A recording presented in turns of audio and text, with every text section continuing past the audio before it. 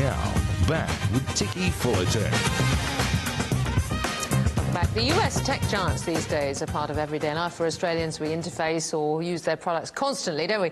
But the rise of the tech giants in China will create both a broader and deeper footprint across the globe than US tech, and it will be in the East, not the West, where the future of retail is driven. That is the view of a businessman who spent a decade in and out of China doing business with these giants on the rise. Ian Aitchison is Asia Pacific CEO of Global Customer Service Consultants, COPC Inc. Ian Aitchison, great to have you around the desk. Tell us a little bit about COPC in China, what you've been doing there and the sort of folk that you've been working with. COPC has been working in China for about 10 years now, initially with staff flying in to provide support, and then we set up the Chinese business about 4 years ago. We help companies like JD.com and Meituan and Didi improve their customer service. So we help them. So you're a Western services company or a global services company helping these major Chinese outfits? So initially a Western or global services company, but now very much with a Chinese flavour, with our Chinese staff doing most of the work there. OK. And you also work for, presumably, international companies operating in China as well? Absolutely. So we've helped companies in China be able to interact with Chinese consumers. OK. Now, having sort of started to set this up and been in and out of China, presumably, over the last decade, you make some quite interesting observations, I think, and in particular that you actually think that it's these Chinese companies that's going to drive the future of retail more than, say, the big global US tech companies. So I think they'll certainly be competing with them. The huge companies like Google and Amazon obviously need to use customer data to help them grow, to help them decide where to put their resources. The Chinese companies are doing the same thing, but they're doing it in a much quicker and more exciting way. The companies like Meituan, for example, which started off, I suppose, like a Groupon, and not too many years ago, they've grown so much. They're now delivering food to more than 21 million consumers every day, and so they're using the data from that to help them develop autonomous food delivery vehicles. So they're expanding throughout all sorts of ways. So is this just the sheer size and scale of the Chinese market which has allowed them to grow faster, or are you saying there's a sort of different and a more aggressive innovation path which has allowed them to?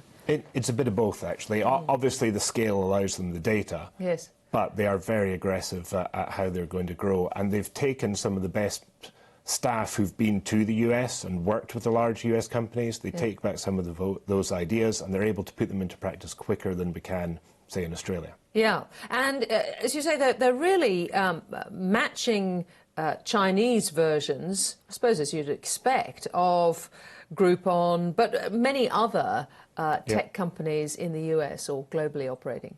What I think is interesting is when you used to go to China, companies used to talk about being the Chinese version of Didi, or the Chinese version of Uber, or the Chinese version of Amazon.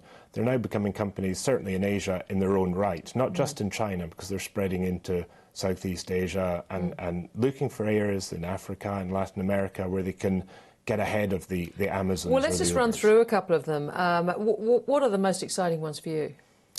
The most exciting clients that we're working with just now in China are probably Meituan and Didi. So Meituan was originally a Groupon-style business, but actually one of the reasons why they've grown is because they've got a different approach to mobile data, a different approach to mobile apps. So in the West, we're used to getting a single app for a service from the App Store. And so we will open up an app to order a taxi, or an app to order our food, or an app to do our banking. In China, you will have apps within apps. And so they can control, they have a lot more data that they can look at and that they can control, which can allow them to grow quicker.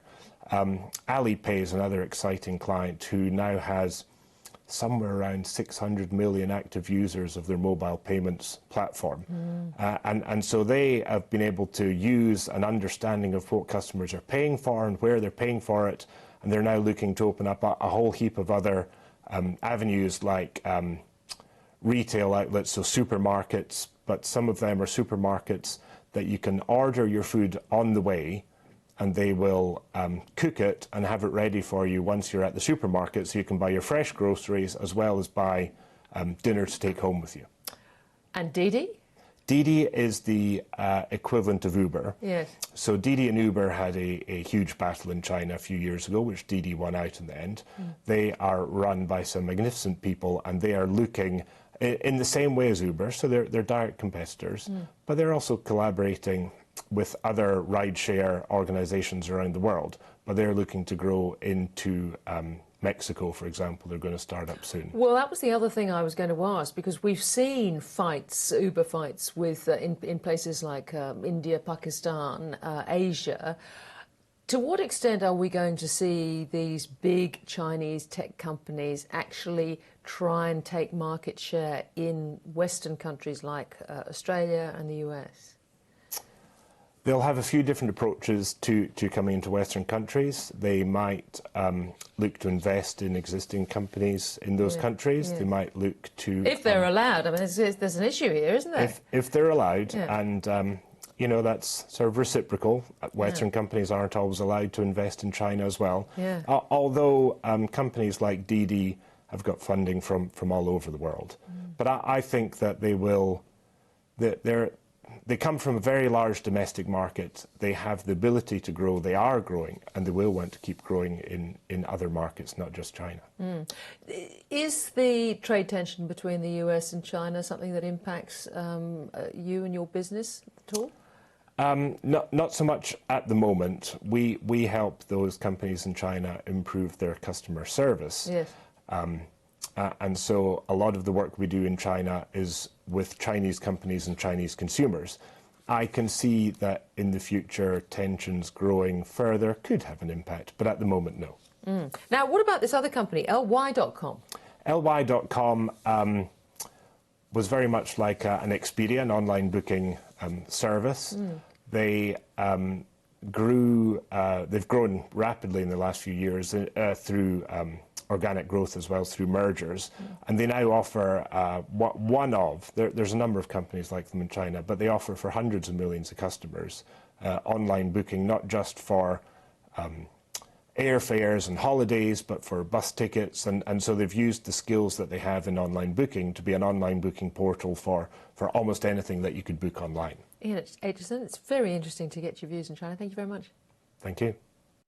And coming up, we'll get the analysis on the latest developments on Trump's trade war. Plus, our Friday Markets panel looks back at an action-packed week.